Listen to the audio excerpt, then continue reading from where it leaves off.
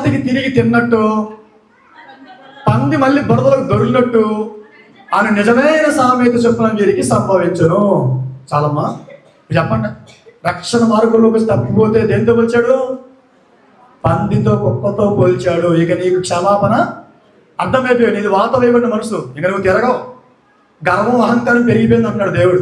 అంతే కదా. తెలిస్తే తప్పు చేసేవాళ్ళు ఏమంటాం మనం? అహంకారులు, గర్విష్ఠులు, దేవుడి భయము లేని వాత వేయబడని మనసు, వాత వేసిన మనసు, వాళ్ళు ఎప్పటికీ మార్పు చెందరు. మరి మీరు ఎలా ఉన్నారో పరీక్షించుకోండి. మార్పు చెందాలంటే నిరసన యేసుక్రీస్తులో ఉన్న గుణాలు మీలో ఉంటేనే మీరు నిజంగా దేవుని ప్రేమించిన వారు, నిజమైన పశ్చాత్తాపం కలిగిన వారు, నిజంగా మార్పు చెందినవారు. అది కాకుండా మీరు నటిస్తూ పర్లేదని వెళ్తే తర్వాత మీకు అడ్రస్ ఇక్కడ కనపడుతుంది. చచ్చిన తర్వాత అవుట్, నరకంలోకి ఇంక నీకు మళ్ళీ లేదు. ఇది ఉండదు, నెక్స్ట్ అది ఉండదు.